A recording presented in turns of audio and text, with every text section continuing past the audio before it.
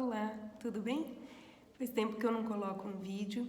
Hoje eu resolvi falar um pouquinho sobre atraso de linguagem, né? Um tema que é muito comum, engloba várias possibilidades e que muitas vezes é subestimado, né?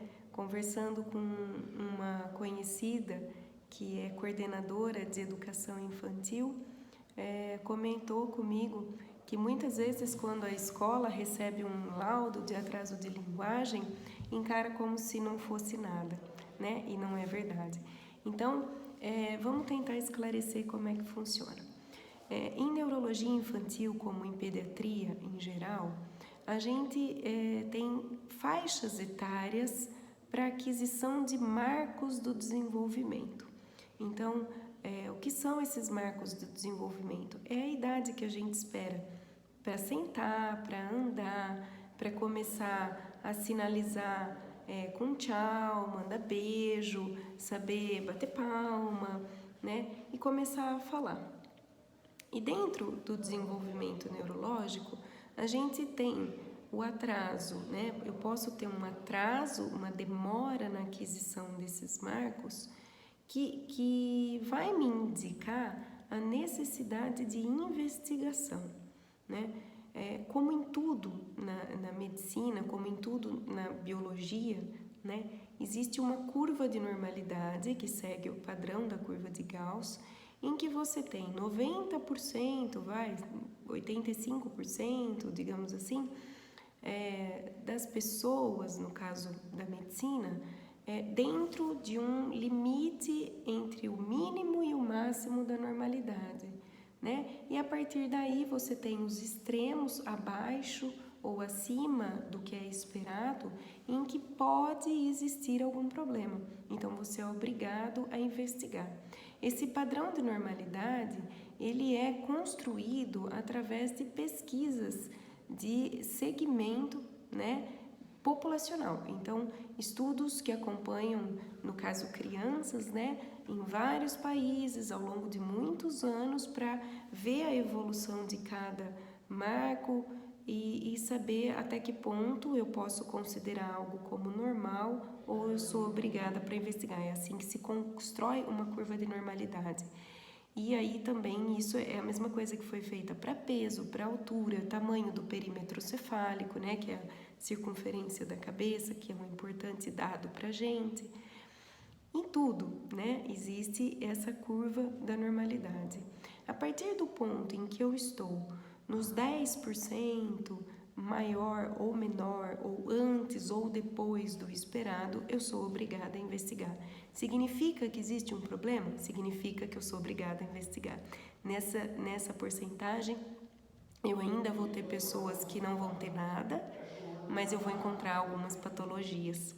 Quando eu me refiro à linguagem, né, é uma parte do desenvolvimento que se refere muito à cognição. Cognição é a nossa capacidade de aprender, memória, o que o pessoal chama de inteligência, né? E a linguagem é um dos primeiros sinais que a gente vai observar para ver a cognição do bebê. E a linguagem, ela não se restringe às palavras faladas, né? A linguagem, ela é gestual, ela é por expressões faciais e corporais, né? São sinais que a criança indica, pede colo, aponta, busca, né? E também a linguagem escrita, né? E lida. Então, quando eu falo sobre atraso de linguagem, eu preciso saber o que é normal primeiro para falar que está atrasado. Então, o que é normal? Normal é que uma criança, mais ou menos com 1 ano e meio, esteja falando aí por volta de 10 palavras. Claro que ela vai falar errado, às vezes fala abô para acabou, água para água, né? Mamã, papá, né? Vai falar, não é a mamãe, papai, mas são palavras inteligíveis, né? Dá para entender que aquilo é uma palavra tata, nenê, né? Oi.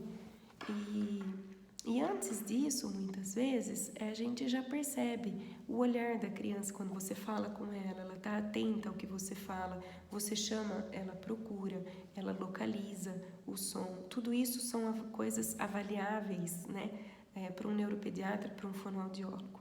Com 2 anos, eu espero que a criança esteja formando pequenas frases, então que ela junte pelo menos 2 palavrinhas para uma sentença. Então, por exemplo, vamos papá, quer sair, vem cá mamãe, alguma coisinha que forme já uma sentença. Então ela vai ter um vocabulário mais extenso, várias palavras, mas ela não vai se comunicar só com palavras isoladas, ela vai começar a formar sentenças, pequenas sentenças. Com 3 anos eu espero que essa criança consiga dialogar, né? E de 4 a 5 anos eu espero, com 5, né, que não tenha mais erros na dicção, que ela não troque, não engula mais, não consiga mais pronunciar nada, então que ela fale corretamente, né?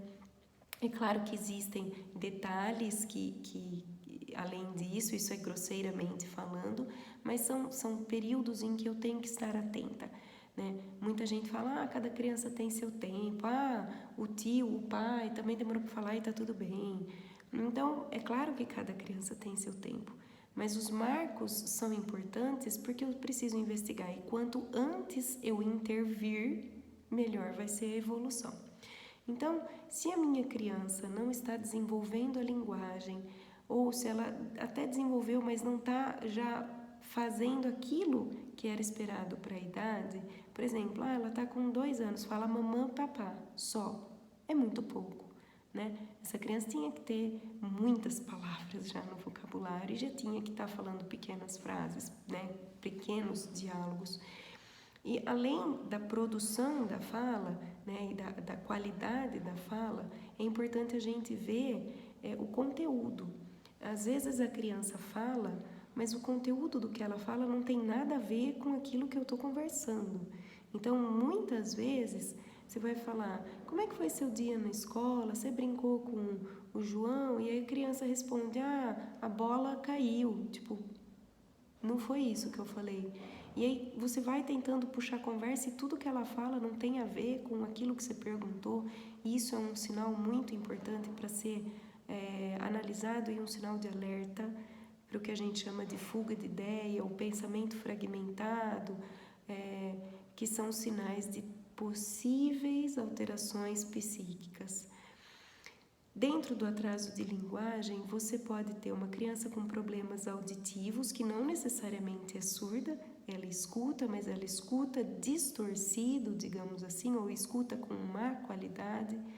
Você pode ter uma criança com autismo, você pode ter uma criança com um distúrbio que chama distúrbio de processamento auditivo central, em que a criança tem uma dificuldade de compreensão daquilo que é falado, né, e de processar essa informação. Ela escuta, mas não entende, como se você estivesse ouvindo alguém falar numa língua que você não fala. Você escuta, mas você não está entendendo. Essa criança geralmente vai ter dificuldade escolar, vai ter dislexia, né? Vai ter trocas na fala, depois dos 5 anos ainda continua falando errado. Você pode ter uma criança com atraso cognitivo mesmo, que lá na frente eu vou poder classificar como deficiência intelectual. Então, assim, atraso de linguagem, é importante que as mães e as professoras, pedagogas saibam que pode ser um atraso simples de fala, né, que é uma dispraxia, uma apraxia da fala, que é uma dificuldade motora de elaboração da fala, mas pode ser muito mais que isso, né? E saber se a criança entende o comando, saber se a criança conversa coerentemente, tudo isso ajuda muito. Muitas vezes, pela história, a gente já, quem conhece bem, já tem uma ideia do que se trata. E alguns exames são necessários para avaliar, às vezes vai precisar encaminhar essa criança para o otorrino para ver se tem problema auditivo.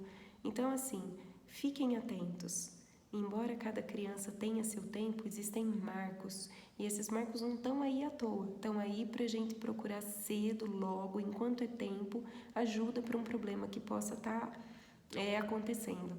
E para as escolas, quando receberem um atestado, um laudo com atraso de linguagem, entendam, né, até os 5 anos, para 6 anos, a gente não faz laudo de deficiência intelectual, a gente vai fazer ou de atraso do desenvolvimento neuropsicomotor global, em que a criança tem o atraso para andar, para correr, para ter a coordenação fina, ou a gente vai fazer um atraso que é só de linguagem.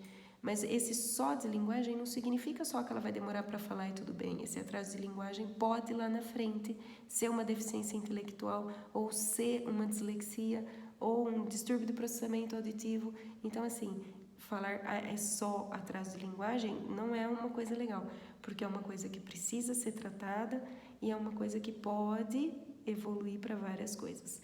É o segmento com o neuropediatra, com a fonoaudióloga, eventualmente, né, com certeza com o otorrino, ou outros problemas de saúde se houver, que vai dar condições da gente definir bem o que é. Então, vamos estar atento e buscar investigar. Não falou errado, vamos atrás, ok?